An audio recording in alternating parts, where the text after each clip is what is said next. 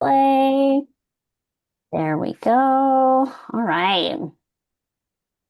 Okay, so to anyone watching, I am so happy that you're here. We're going to be doing the secret to repairing and reconnecting after arguments.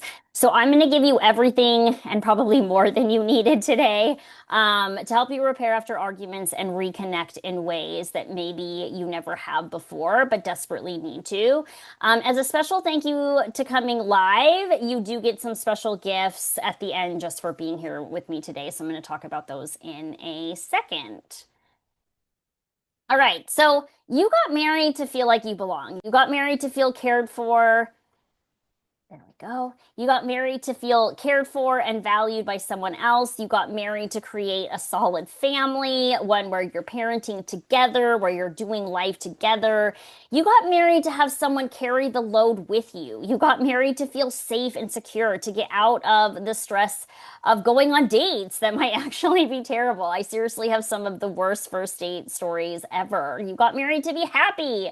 Right? Like, again, what am I missing? You can always tell me in the chat. What reasons did you have to get married? But I can also tell you that you didn't get married to fight all the time. You didn't get married to have someone throw things in your face, to hit you where it hurts the most, to come at you with defensiveness when you come to them with a very real, important emotion or need, to not feel safe enough to talk to them, right? You didn't get married for any of that. And so I know the damage that bad arguments can have on you and just who you are as a parent, right?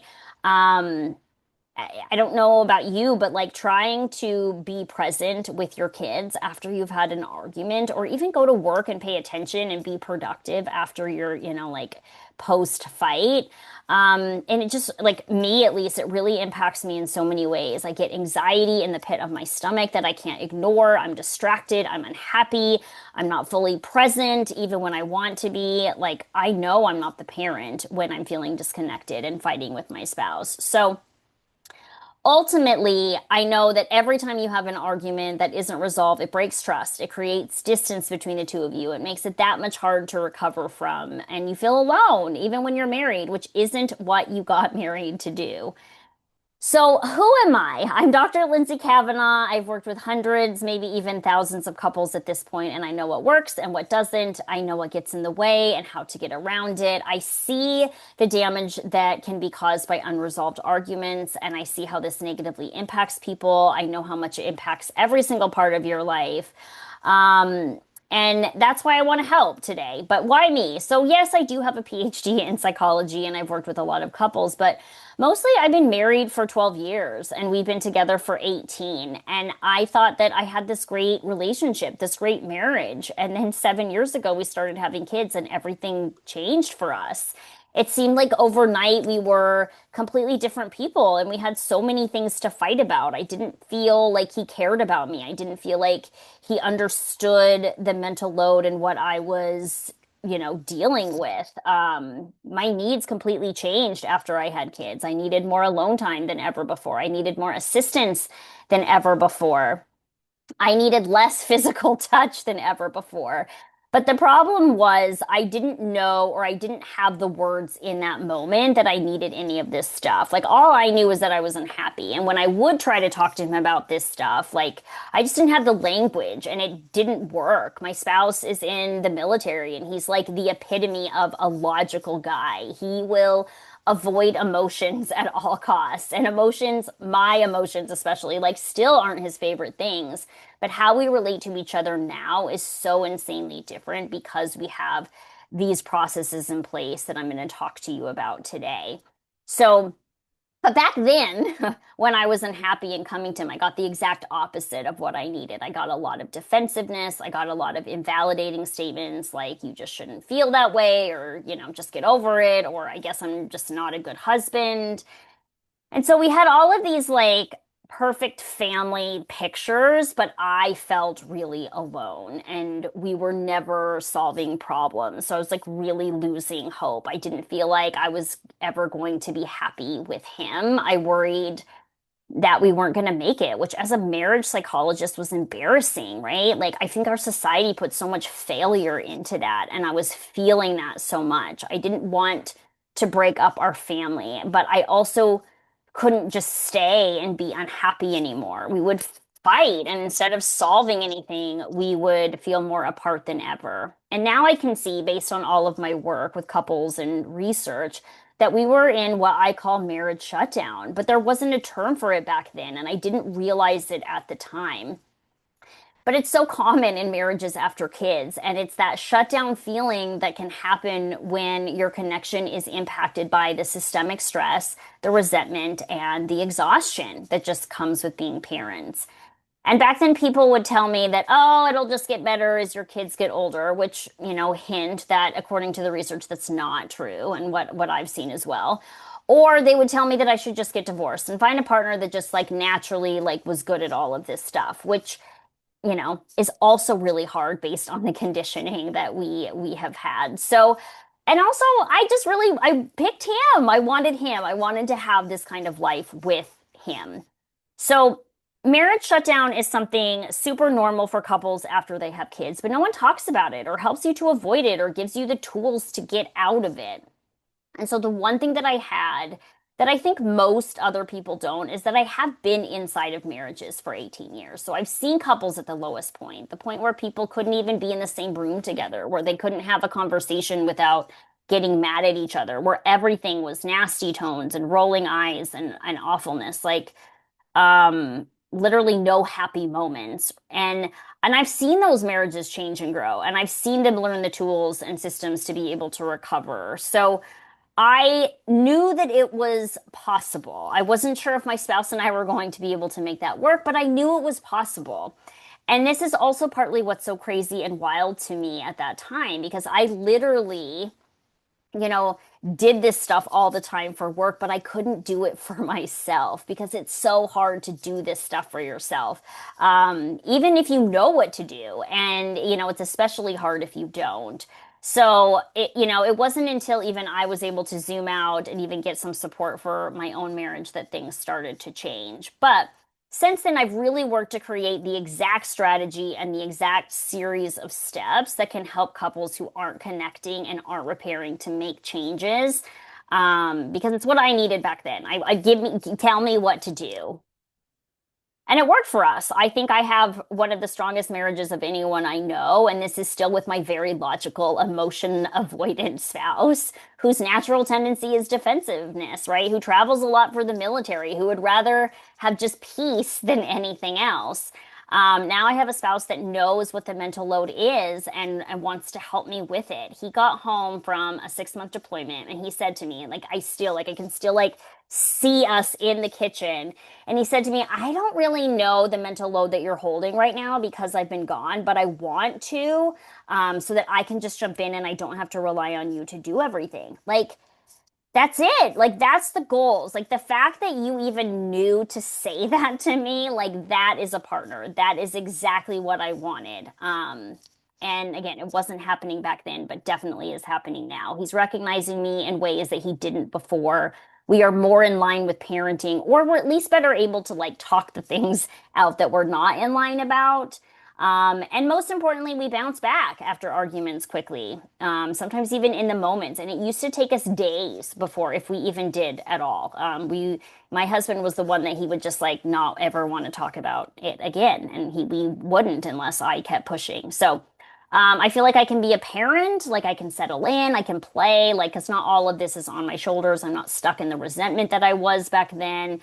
And so the exact strategy that I'm going to teach you today worked for us and has worked with hundreds of my clients as well. All right, so why is repairing and reconnecting so important? Because it is beyond important. Like, I know it's something that you want, but it's so much bigger than that. So my spouse and I did a lot of different things to get out of marriage shutdown. And while all of them are important, there are some that are more impactful. And repair, I think, is it. I think repairing well is like the top thing. I tell my clients that if they only learn one thing from me during our time together, I want them to learn this. I want them to repair well, because when you do, everything gets easier. But there are even more reasons why reconnecting after arguments is so impactful. It Repair predicts divorce even more than conflict. So people think that if you're fighting a lot, like that's what predicts divorce, but it's wrong. You can fight every day as long as you are repairing well, as long as you are coming back together and feeling good again and keeping that trust alive. It's everything. According to the Gottman Institute, it isn't the conflict itself that predicts divorce, but failed repair attempts. So couples who don't repair and reconnect stay stuck in a cycle of resentment, which over time wrecks trust, emotional safety, and contributes to marriage shutdown. So essentially, if you repair well, divorce isn't even a possibility because things are feeling so good between the two of you, right? I think it isn't a shock that when you fight, your stress and fight or flight system kicks on, which impacts so many other systems. And so when we repair, we move out of that fight or flight and we return to safety. So physiologically, our cortisol lowers, our blood pressure lowers, it helps our nervous system regulate, and we feel better. Um, and studies show that kids are less harmed by conflict with repaired conflict than by unrepaired conflict. So when parents reconnect after fights, kids witness resilience, healthy communication. They learn that relationships can bounce back. It models repair for them in a healthy way, and they are able to utilize that in their own relationship. You're going to fight with people. Like, again, not even just your spouse. You're going to fight with people. And so knowing how to do this is just such a good lifelong skill. And you know, your kids, it starts with you. Um, and then I know that I said that it, you know, predicts divorce, but it also is one of the top markers to predict healthy marriages too. So couples who stay married long term aren't the ones who never fight, but they're the ones that fight and then reconnect using these really small gestures often. So at the end of the day, when it comes to feeling good in your marriage, it largely leads back to this. Can you reconnect well? And also, if you have any questions, feel free to throw them in the chat and I will make sure that I get to them at the end. Okay, so I'm going to teach you the actual steps to repair and reconnect after arguments, no matter how many arguments you're having, because there's nothing worse when you get done with yet another argument and you have to jump into being a parent, right? So I want to help you feel connected and loved, to stop having the same conversations that don't lead anywhere except more pain, frustration, and resentment, so that you feel understood and seen and valued, which creates emotional safety and helps you to actually repair in ways that grow your relationship. So if you're here, you have probably had fights that don't lead to anything good and leave you with a lot of pain and hurt. Things that you have done that try to reconcile maybe have left you feeling worse. You probably are the default parent who is carrying a majority of the mental and physical load of your household. So you may be feeling somewhat overworked and underappreciated. You may be feeling a little resentful that you're taking this on as well. Like, why can't your spouse also be the one to figure this stuff out? But most importantly, you are probably just over feeling like, you know, your spouse doesn't care about your feelings, your needs, that kind of thing, because that's usually what happens when we're not reconnecting. So the components that I'm going to talk about today are well documented with the research and science and just things that I have seen work in my almost 20 years of doing this. I would not have believed that this was possible for my spouse and I. Like, looking back at us, it looks like, I mean, it feels like we were almost like a completely different relationship. And so I want for you to feel like this is possible for you too, because like I said, there's something special about us. We are in the trenches with little kids and busy jobs and after school activities and baggage and traumas and bad habits, but we figured out how to do this. And now we can reconnect and repair, and it, you know, it matters. And now sometimes things don't even escalate to a fight because we use the techniques before we even get there. We can come back to each other. We know how to do this. And so I'm going to teach you how to do this today as well. Okay, I'm going to be giving you a lot of info, so I will be sending the slides afterwards along with this replay.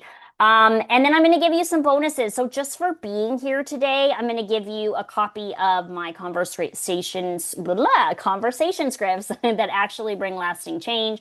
So these are actual things that you can say in these tricky marriage moments. And then I have more general ones that you can use too, so that things go well, you get around defensiveness, that sort of thing.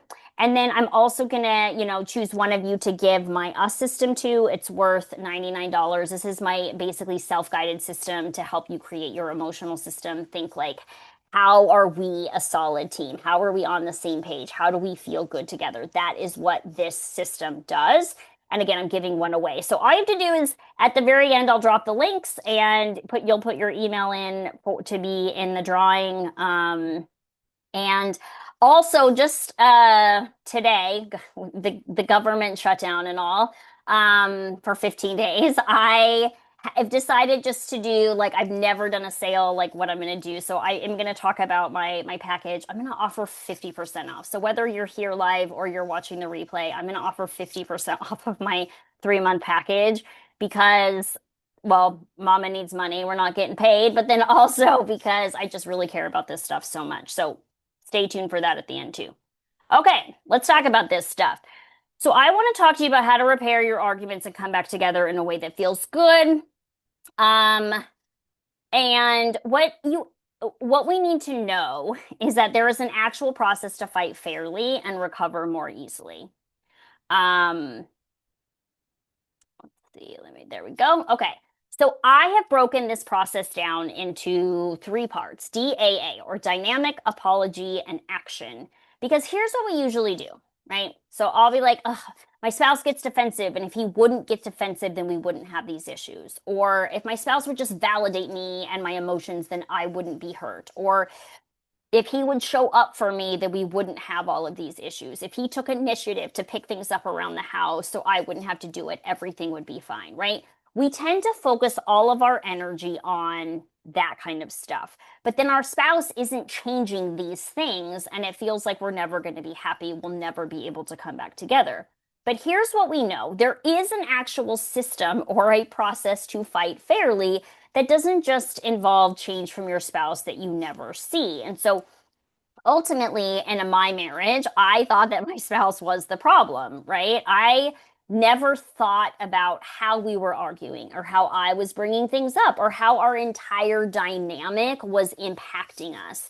In my mind, it was only him, and it was only him and the things that he was doing that my brain looked for. So we were never solving the problem because we were focused on like the wrong parts of it, or we were like really zoomed in to just a part of it. And when I shifted to using this process, this proven process to fight fairly, this process that I'm going to teach you today, then our entire marriage shifted and I started to feel like a couple again. So looking at that first part, the D, the first element is understanding your dynamic. So let me give you an example and then I'll break this down. So when my spouse and I were struggling the most, what I really needed back then was more help with the mental load, like more validation with all of it. But and help that I didn't have to ask for, right? Like I would see him like go to the sink or see that there would be dishes in the sink and he would just leave them or he would add to them without touching them and it would infuriate me. Like I would literally see red and it seemed like he was not interested in helping me or that he just assumed that I was the one to kind of do all of this stuff, right? And by the time I would say something or bring it up, I was usually pretty mad and I was usually pretty snarky and I definitely didn't have the best tone or the most respectful language. My go-to is passive aggressive comments if I'm not careful. And so I also just really wasn't interested in hearing what he had to say, especially if it wasn't like, I'm sorry, you're right, like I'm going to do better, which it never was. And so he would respond to my snarkiness with defensiveness. His go-to remarks, like I've already talked about today. And he would essentially like explain all the reasons why what I was saying or what I was needing was wrong. And I would tell him that he was invalidating and rude. And he would tell me that I'm not, listening to him. And we would just go around and around until one of us shut down and the conversation would just end until it would come up again later. And so looking at this dynamic, there's a lot of room for improvement, right? Like we never really lay it out. Like, what am I doing? How am I asking? What's getting in the way from him from keeping it productive? Like, what's he doing? What's his, right? So ultimately, there are a lot of different ways that we can intervene, but we're never thinking of all of these parts. And when we aren't thinking about all of these parts, things can go very, very wrong. So, one of the things that I help my clients do is recognize this dynamic because it can be really hard to recognize it yourself when you're in it. I know when I'm emotional, I definitely cannot do this for myself without setting up systems and structures in place to help me do it.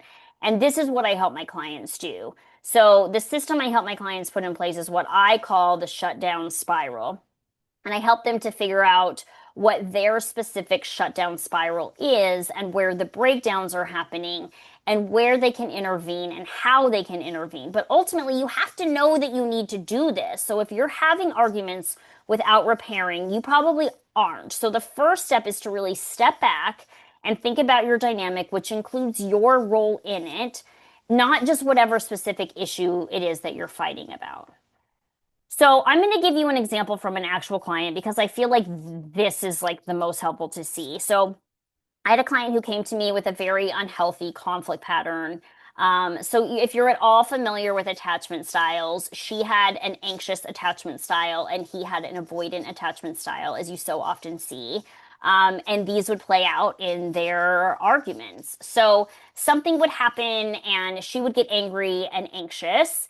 And so she would over explain her emotions and come to him with a lot of emotion and really is just looking for reassurance, right? But he would get really uncomfortable with that emotion and either would shut down and leave the house and never fix anything, or he'd get very angry, like slamming doors, loud voice, big expression, that kind of thing. And she would never feel heard, which would make her feel more hopeless and more anxious. He would pull back even more, right? Does this sound familiar? I know that this is also my conflict pattern in my own relationship too. So it felt really familiar to me. But here's the thing, like her focus would always be on whatever the argument was. So if they were arguing because he forgot to pick up something from the store, it would be all about that. And why did he forget? And how could he forget? And he was only focused on how he felt that she was always mad at him. But what they weren't doing is seeing how their dynamic was actually keeping them stuck in this pattern that was never solving anything, right? Which was keeping them hurt and was preventing them from repairing and feeling close to each other. So she had to find a way to express her needs and emotions to him in a way that he could hear it. So we worked on that. He needed tools to feel more comfortable with her emotions and how to respond to her needs. So we worked on that. They needed to learn the language for how to communicate their needs. And so we worked on that. But you have to look at the dynamic that's happening with it to even know that you need any of it stuff. So, yes, attachment patterns totally played a role here, but with the right tools and resources, the dynamic can shift in a big way, and it really did for them. And this is why I'm always saying that you can make your attachment styles irrelevant if you know the tools to get around them both. And you do that by really focusing on the dynamic. Okay, so the next part of this system that makes up a really good repair is the right apology. And here's the thing. We, like all of us humans, are pretty terrible at apology. And it isn't your fault because you weren't taught how to do this, how to do a good apology, or that you even need to know what a good apology is. But there actually is a right apology, and there are wrong ways to apologize, excuse me. And with the right way, let me just say there are 5 or more different types of apology. There are types that women stereotypically tend to prefer, and there are types that men stereotypically tend to prefer. There are certain elements that, like, I may need that you might not need. So even within that, they are much more nuanced. And to make this even more complicated, we all want and need different ones, and there's a lot of barriers to saying sorry. I cannot tell you the number of clients that I've worked with that say, like, my spouse has never once apologized, like never once in their 15 years, of marriage has said sorry. And I've asked some of these clients, like, what keeps you from saying it? And there's a lot we could talk about here. Like, I could do an entire, like, 3-hour training on just apology. But, here's just some of the barriers to it. One is like not agreeing with the person, so feeling like they can't say sorry because I don't agree with them.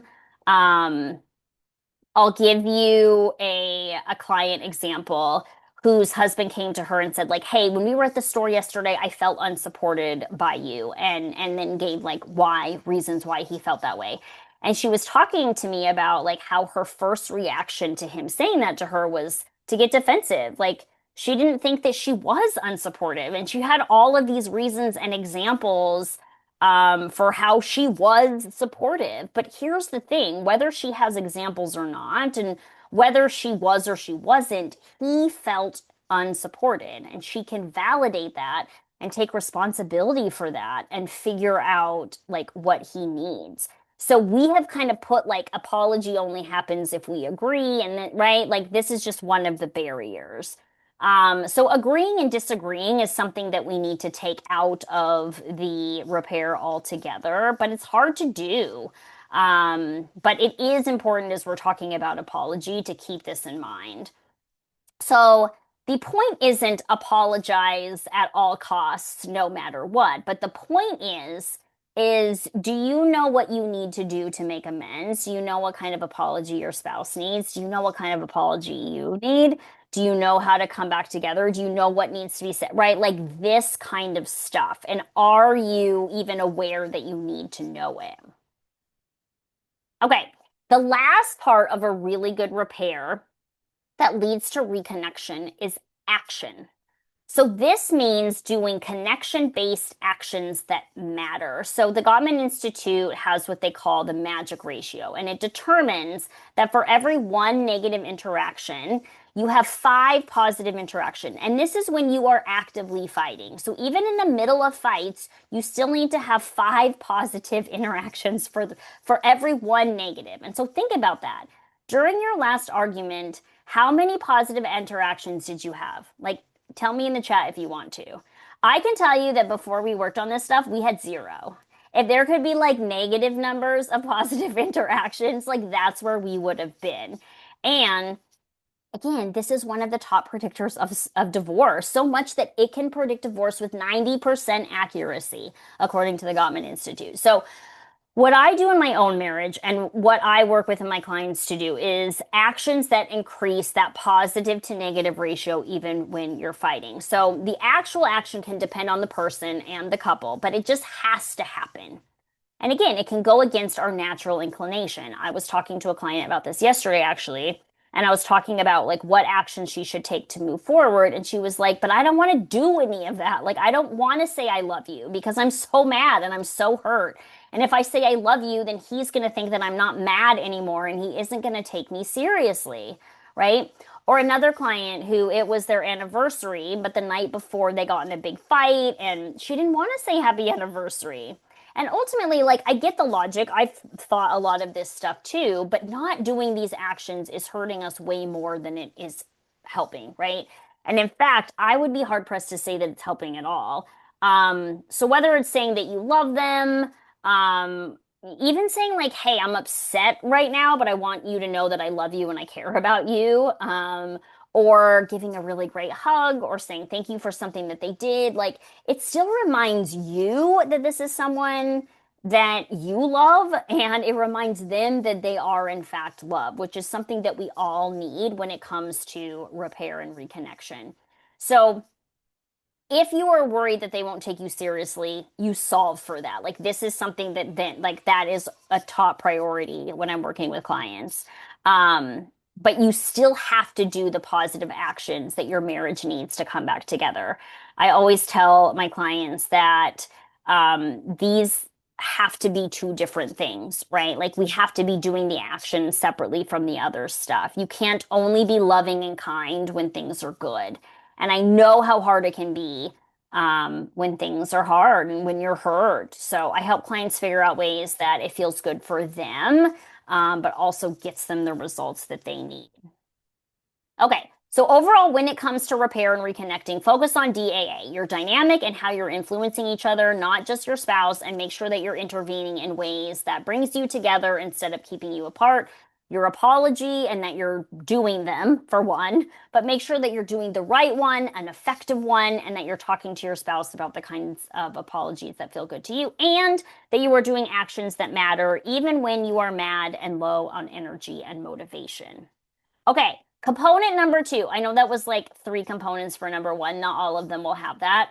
Um, but I know that what you could potentially be thinking. So great. This is another thing that I have to spearhead. This is another thing that I have to take on, that I have to do the work for, that I have to carry on my back. I'm already doing everything. How can I carry my marriage too? And like I'll be the only one to learn about our dynamic. I'll be the only one to learn about apology. I'll be the only one to give apologies. This is something that I hear from clients a lot. This is kind of how I felt too. And I got you, which is why the second component to repairing and reconnecting after an argument is your mental load needs to shift in a very specific way if you're going to actually do this stuff, which you want to. So this has to happen. So, like, let me give you some background. When I was pregnant with our first, I think I listened to like 100 podcasts. I listened to everything from how to give birth and how to swaddle and soothe and how to teach them how to feed, both breastfeeding and bottle feeding. And then later on with solid foods, I listened to how to help with sleep and how to nurture them and how to, right? Like, you get the idea. I spent hundreds and hundreds of hours trying to figure out how to be a parent. I also read like 5 books at least.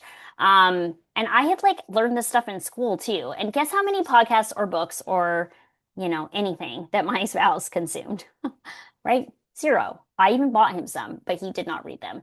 Um, Another example, right? My daughter needed pants and she is in this weird size with a body type that isn't super, like typical. And she has these super long legs and is skinny mini. So either her pants are too short or they don't fit around her waist. And so, like, to get her pants, I researched forever about brands and stores and what would work with her body type. And I ordered a bunch and I had her try them on. And then I had to return several, which we know isn't easy. And I had to have a few more altered. And so, yeah, now they're all sitting in the drawer. And so my husband will say, like, oh, great, like she has pants. But the reality is he had like no idea the amount of work that went into her having pants in her drawer. And I think like this is the thing that really changed for us is like, I had, I was holding so much stuff. Like I didn't have the space to also be able to take on fixing my marriage. Like I quite literally did not. And it was why, even though sometimes I knew I was doing the wrong thing when it came to like repairing or asking for our needs or whatever, like I just couldn't do it. And so us like figuring out kind of this system, like part of me to be able to do that again was like the mental load that I was holding, like it had to shift. I had to create space and energy for me to focus on my marriage, to do the things that I know is right, to do the steps towards a repair because I didn't feel like I could carry another thing on my shoulders. And so my point is, I know what it feels like to feel like there's, all of this that you are holding and that you just really can't take on one more thing. Or, like I know I need to be doing this for my marriage and I can't. This is probably why.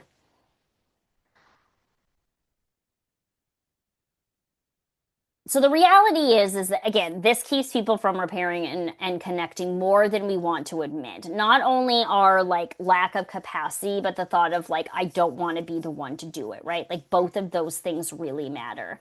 And repairing requires you to do something. Like there's never going to be a situation where I'm just going to let my spouse do it this time, right? Like it requires both people.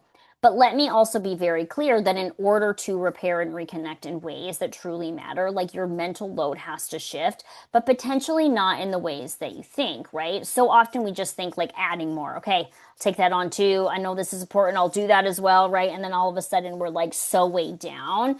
Like I don't want you to feel like your plate is full because if it is full, like this stuff isn't happening.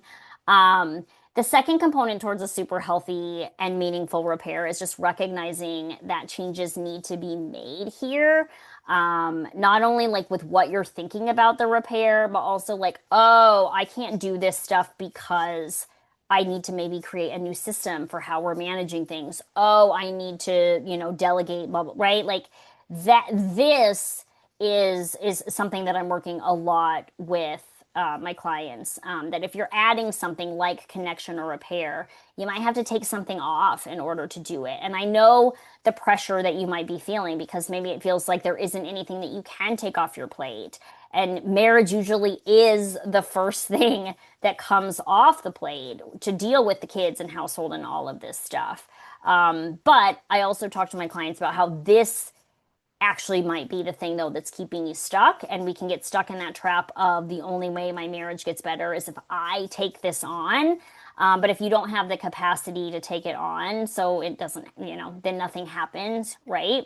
um so I have a few exercises that I'll do with my clients to help with this, like really looking at what is on their plate, what might need to come off or shift. How do we open up space to be able to prioritize the marriage in a way that matters? And the goal is to figure out like how to have a healthy marriage when life is happening around you, right? Like so often people will say, we have so much going on right now. And like that just, there never will be a time when that doesn't exist, right? And this isn't going to happen if you get a date night. I think we get like one every 6 months, maybe. So I help my clients figure out how they can create more space for this and they can squeeze it in without feeling like it is one more thing that they're adding and without burning them out more. And so this is something that you can take a look at for sure, but knowing you need to is the first step. So, client example here. I had a client who started with me because she was burnt out, resentful, overwhelmed, and quite frankly, just very, very angry. She had one young child and she was doing everything. She left her job to take care of her child and she just felt so unappreciated, unacknowledged, very lonely. And whenever she tried to talk to her spouse about the mental load, he would tell her that she was just making it up and that he was tired too, and that, she was home and had a more flexible schedule, so she shouldn't be complaining. And so, talk about feeling unseen, right? Like, how could she even imagine wanting to be intimate with somebody who doesn't get her world and doesn't even seem to want to? And so she came to me, but she was very clear that she was annoyed that even she had to because he wasn't interested in support and didn't participate in the process with us. And this was very deeply hurtful to her. And so more than once she would say to me, I hate that this is something that I have to be responsible. I hate that I'm the only one like talking to you about this. And at first she just quite literally did not have the resources or energy or anything needed to be able to show up, to have these conversations, to reconnect, to repair. Like she had nothing else to give because she was running below empty, if that's even a thing. And so the answer isn't just do it anyway, because that never works. And it's, it's what she was trying to do and it wasn't working. Um, and so he had to make some very real changes. But the first thing that we needed to do was to take things off her plate and figure out how to get her the energy to show up the way she needed to show up. And so we completed some of these exercises, and there were two main culprits. She was doing zero self-care. I'm not talking about like the luxurious all day at a spa self-care, but like the kinds that keep you going each day, the actual fuel to yourself. And the other area that was missing was, let me let somebody in. Hold on. Okay. The other area that was missing was she was overdoing things in a few key areas. And so we focused hard on those as well. So towards the end of our time together, she said to me, like, it took all of these years to understand and catch a glimpse of like how this stuff was impacting my relationship with my spouse. And I feel, right, so much relaxed and everything feels easier. And now we share laughs and we connect in ways that we hadn't in years. And so don't get me wrong, like this alone didn't change everything, but it started the change. And if she didn't do it, we wouldn't have got that change. It was like that important, if that makes sense. So even to give you some more specifics, we put boundaries around what she was taking on in terms of mental load. We went through an entire list and took things off. We delegated things, we moved things around, like quite literally, we got nitty gritty about everything and figured out how she could make this work. Um, and then I had her plan things for herself that she enjoyed, that was going to actually fill her cup. We helped her to communicate what she needed to her spouse in a way that didn't bring up his defensiveness. And she needed space to be able to work on her marriage, and that is what we did. Okay, third component, the last thing that I want to bring up that addresses a big barrier that keeps you from reconnecting and repairing is your spouse. I know in the back of your head you're thinking, yeah, but my spouse is the problem, right? I wouldn't need to reconnect or repair if they, whatever, stepped up with the mental load, validated my feelings, did things that made me feel loved and desired, touched me other than when they wanted to have sex, didn't get defensive whenever I brought something up. Like if they were different, then everything would be fine. Then you wouldn't have resentment and you wouldn't feel bad and everything would just be okay. And I also know you likely have little faith that they will ever do anything different because things haven't been different before, right? Does this feel familiar? You can say yes or no in the chat. I was feeling this when we were back in marriage shutdown. I felt that if my spouse just changed, like I wouldn't have any issues. I wouldn't have any resentment. If he stepped up, if he stopped being defensive, if he was freaking nice to me when I was upset, like everything would be fine, right? But here's the thing. While I was focusing on my spouse, the actual problem was that marriage shutdown that I was talking about earlier. And it was continuing to wreak havoc on our relationship. It's like a magic trick where they want you to like look over here so you don't see what's actually happening. So I was focused on my spouse, but it was actually this marriage shutdown that was like totally like wrecking us apart.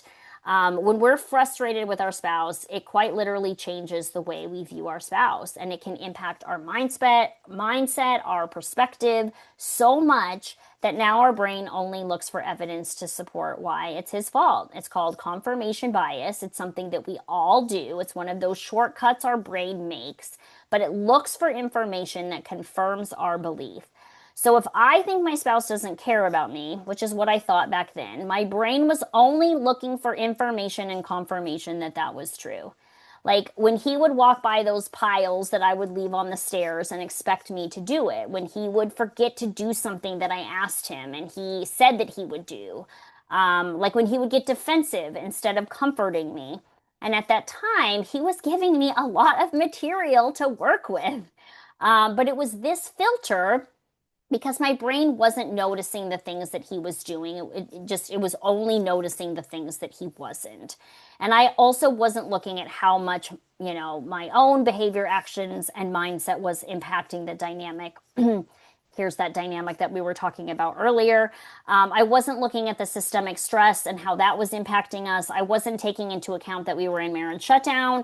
I wasn't looking at, how it wasn't actually true. My spouse did care about me. He still does. He never stopped caring.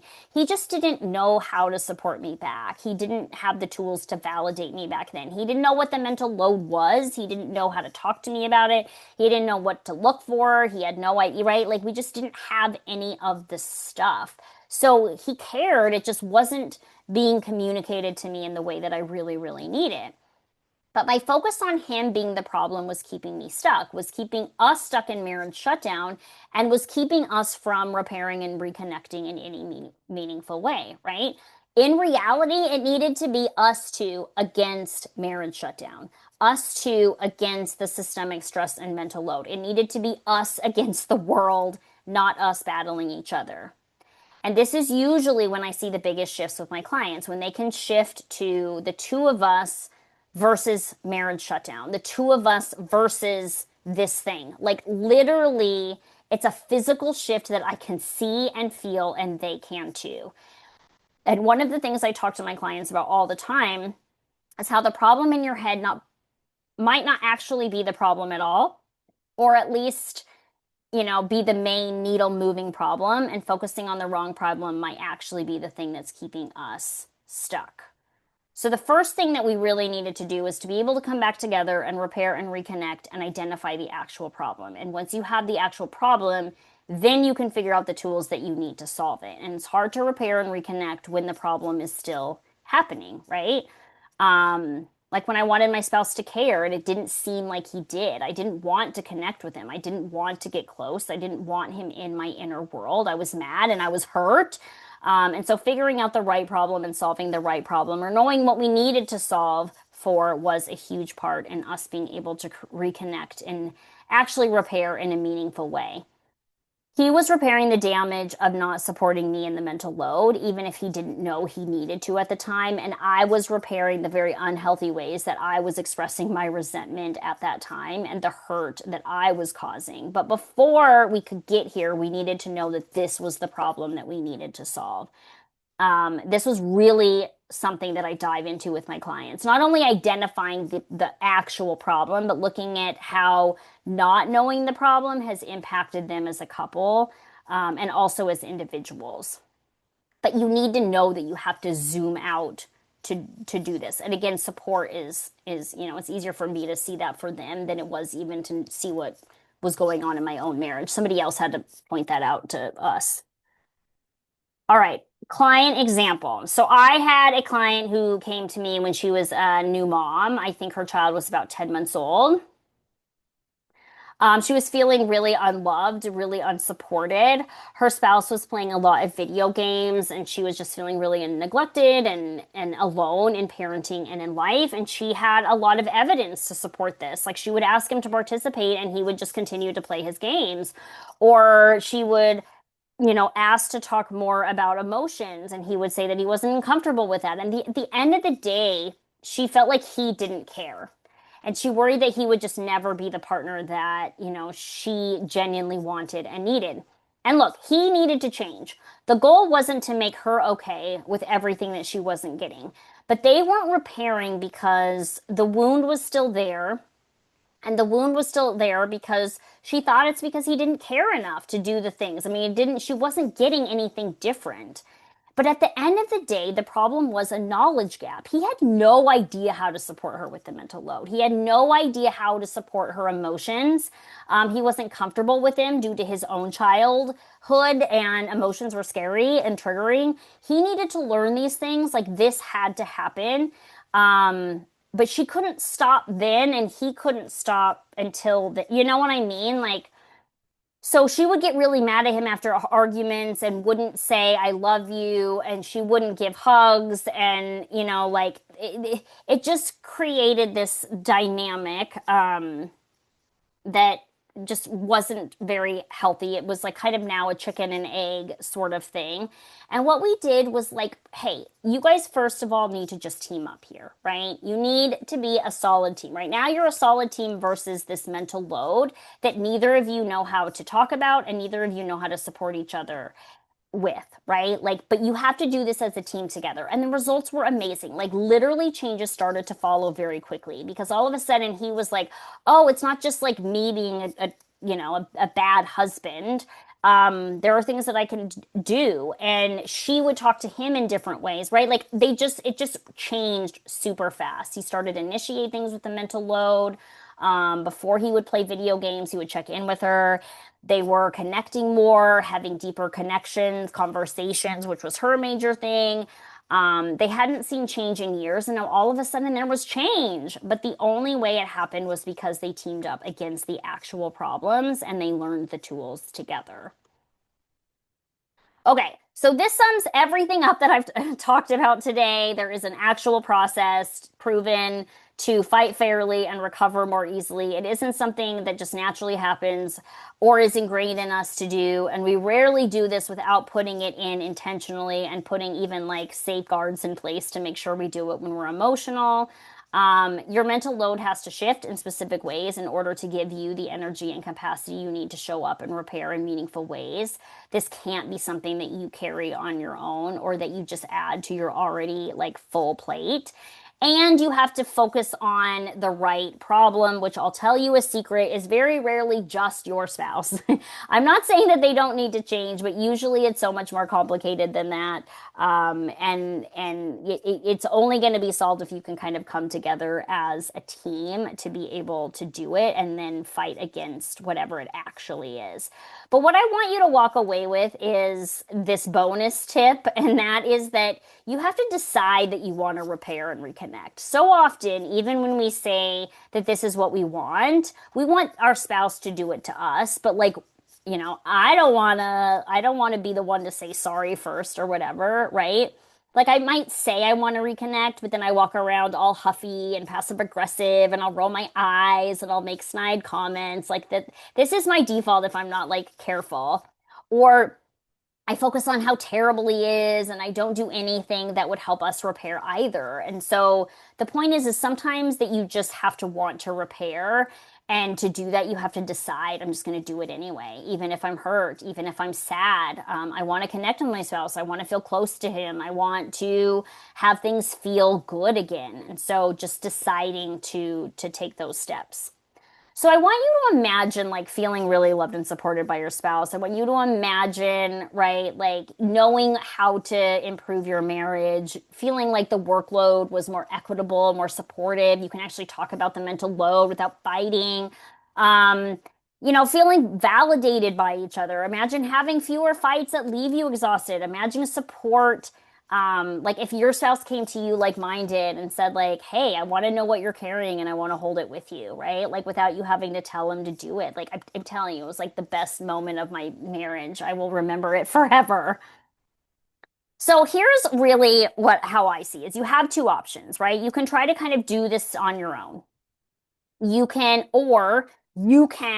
get support from an expert to get your marriage stronger now, right? To actually teach you the tools, to help you put all of these in place so that you don't have to do the mental energy and gymnastics to make it happen. Here's why I don't recommend trying to change your marriage alone. And this is me again. I get my own, I know all of this stuff, but it's really hard to do. And the reason is you'll just end up wasting more time, right? Like it just means longer time feeling more sad and resentful. You'll continue to damage each other in ways that require additional repair. The path is much longer because you're not taught how to do this stuff. So then you're running blind or you're using techniques that may or may not be right for your specific marriage. You're often guessing about what to do, like when your spouse gets defensive or, right? Like when you're emotional, like all of this stuff is just harder. And I know that when people come to me when their marriage is like at the last thread, it's just so much harder to come back from that. It's not impossible. Like obviously that's why we do it, but if you can catch this stuff earlier and easier, it makes all of the difference. Okay, so bonuses for those of you that are here. First of all, thank you so much. It's been so long since I've been able to talk to like people live other than just in like Instagram or on the podcast. So I just really appreciate it. I do have some special bonuses. So here in a minute, I'm going to drop a link for my conversation scripts that actually bring lasting change. And actually, if you want to start dropping your email addresses, what I'm going to do is just randomly choose one person to gift a system to. Again, this is $99. And I'm gonna put it in one of those random like selection things. And then I will shoot you an email and tell you if you had it. So, but I also want to incentivize you anymore. I know that there is, thank you, Tiffany, got it. Thank you, Katie. Because I know that there's a lot of like things that get in the way of like getting support for your marriage. So here's what I want to do is I also want to offer you a free 45-minute intervention call with me. Like I love these calls. I love these calls so much of really just getting to hear from you, but like you get to hear kind of where I would intervene, like exactly how I would intervene to like make this stuff work. And just to be able to like have that, I know that that's what made the difference for me. Is like I couldn't do that on my own. And so I normally do these as shorter calls, but I I'm feeling very generous and happy that you're here. So even if you're not here and you're watching the replay, you could get this as well. If you sign up from that call, which, okay, I decided to do this today. So if you sign up for me, I do 3 month packages. So you work with me 3 months, you get unlimited communication with me, which means you can talk to me every day. I'll talk about that in a minute. For 3 months, if you sign up, I'm offering today. This is so if you're here and if you are watching the replay, 50% off. I'm like, I've never done this before. 50% off for each of those 3 months. What that boils down to is for $2.99 a month for 3 months. You get to work with me. Like this is insane. Like again, normally it's $5.99 per month. And I'm doing this because it's a government shutdown and I have to pay my mortgage.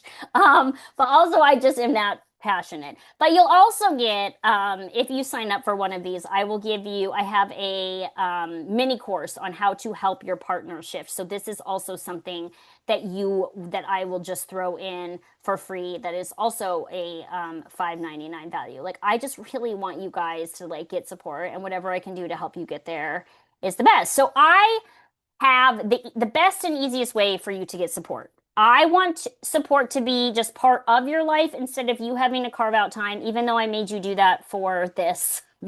this. Um, I use an app. It's called Voxer. It allows for voice messages and text messages, and I allow my clients 100% unlimited access with me. So it means we're talking all time. We're talking like as things are happening, as you know, I'm giving something to try, they're trying it, they're coming to me, and they don't have to wait a week or 2 weeks or 3 weeks to get feedback about how to change. We're doing this in the moment. They don't have to wait for scheduled appointments. They talk to me at times that work best for them. I usually do it like as I'm doing laundry or as I'm stirring something, right? Like it's support that fits into your marriage instead of having to fit your marriage into it, right?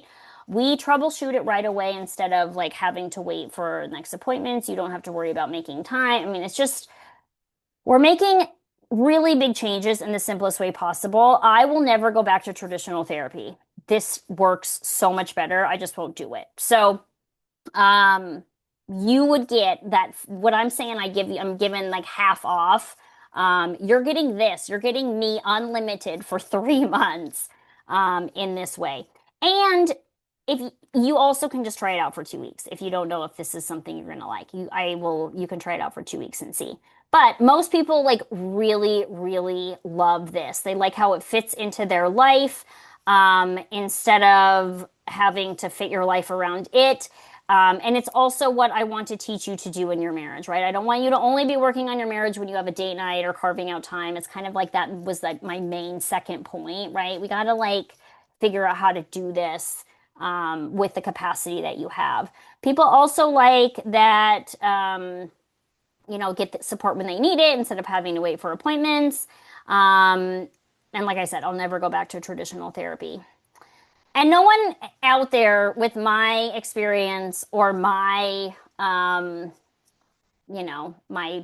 education or whatever is offering this kind of flexibility. I like one-on-one. I'm never going to do the giant, big, um, stuff. So it's unique. I'm the only one doing this stuff. All right, so it's for you if you're a busy parent, you're ready to feel more supported, you're tired of feeling lonely, you don't have the energy for this stuff anymore, you want to set a good example for your kids of what a healthy marriage looks like, and you just want this stuff to feel easier. So here's just some things. Again, you're going to get these slides of what other people who have said that have worked with me before. I wanted to just do a couple of things. So when is a good time for me to start? I always say that the best time to start is when you want to feel better in your marriage, right? When do you want things to look different and feel different? There's never going to be a perfect time.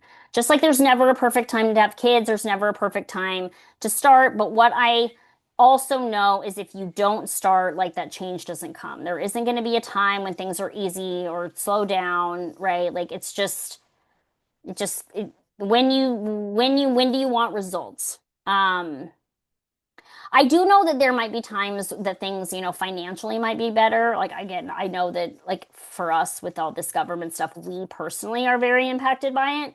So I really do trust people to make the best decisions for themselves. But I also know that having a healthy marriage like helps with all of this stuff. Does my spouse have to participate? No. So I know that there's a lot of barriers for having a healthy marriage, and your spouse being on board to make changes is one. My own spouse hasn't been up for counseling. When we did it, I was the one to do it. So I want you to get the changes you want to see in your marriage, regardless if your spouse wants you to participate or not, right? So I have essentially mastered a one-sided marriage strengthening system. And so this stuff works whether they like you'll see changes in your spouse even if you're the only one to do it with me. Um, it seems like a lot of money to spend on our marriage. Is it worth it? Here's the thing. I know that life's expensive these days. Like, and again, I'm not even really like getting paid right now. Well, we kind of, I mean, again, we don't know. But you will never convince me that there is something more important to invest in than my marriage. Like, I will never not do it. I will like not, I will eat ramen noodles for the rest of my life to make sure that I have like the marriage that is strong and so that I feel like a team, right? I do keep my prices as if you were seeing me 2 times a month with traditional therapy. So essentially, what I'm to break that down is like I give you an unlimited month with me. You can talk to me every single day for that month, and I charge you as if I was meeting for you with like 2 50-minute sessions. So I really try to keep this as affordable as possible. So you get way more time with me than those 2 50-minute sessions, but um, I do offer extended payment plans as well. And then lastly, what if it doesn't work? Like here's what I will say about that. I think that it depends. I think that it depends on what what we mean by work, right? But what I found that is if you are committed to bringing change in your marriage, you're going to see some kind of change, right? It's impossible for you to start doing things different and not see any sort of result. It really shows you what your marriage is capable of and how your relationship works. And look, I have had clients that ultimately decided to separate, and that was the best decision for them. And then I helped them to do that in the healthiest way possible. But they felt good knowing that, they gave it their all. So it really depends on what you say by work. For most people, yes, it absolutely works. Maybe it's different than what they thought. And then for other people, it was like, but now I know for sure that, we aren't the ones, so to speak. Okay, ultimately, sign up for this free call. That's really the next part of this. I love them. I would love to do them with you. And so overall, and don't forget that if you do that call, say that you saw this, even if you watch the replay, so that I can give you all of the other bonuses. And don't forget to say that because I will offer you again. I'm going to offer you 3 months at half off, half off. So we'll talk about that more on the call. Overall, thank you so much for being part of this training. I really love doing this with you all. I hope that you got so much out of it. As always, I'm going to be emailing you the slides. I'm going to be emailing you the thing. I'm going to be in the chat here. I'm going to be putting the link for the conversation scripts. So, I had it in my thing and then it's making me recopy it. So let me do that. So you can get that right now. Thank you so much. Oh, yay, Regina. Yes, Boxer, right? Like, and you've never done it before, but I find that people really like, I mean, I like it so much, but I thank you for saying that, Regina. I really, really appreciate that. Hi, Stephanie. And thank you, no matter when you can come. Overall, I just really appreciate like all of you being here. Again, don't hesitate to reach out. I will be sending an email that has these slides. And again, the replay if you ever want to like catch another bit. But like email me. I love chatting with you all. This is why I do it. And sometimes I feel like I'm behind my computer screen or I'm behind social media. And so like don't hesitate to reach out with any of this stuff. I am going to make sure that I have all of your emails, and I will also be emailing. I'm going to be choosing today a person to send the US system to. So I just, again, I so appreciate you all being here. Any questions before I go today that I can answer?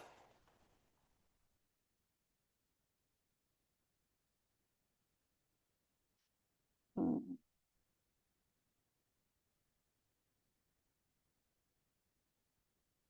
okay. Okay, well, thanks for being. It's my during my lunchtime. I don't know what time zones y'all are on. I appreciate you so much. Hey, Katie, if you get picked, or maybe what I'll do is if you get picked, I'll give it to somebody else. But if you get picked, I will offer you something else. How about that? Cool. Thank you for letting me know. And I hope you like it. Cool. All right, my friends, it has, oh, and I haven't shared this yet either, but at the start of or middle of November, so about a month from now, I'm going to be doing a like connection chat, like a holiday connection challenge. So keep your eye out for that. It's going to be 10 days, super easy email kind of stuff. So keep your eye out for that coming soon too.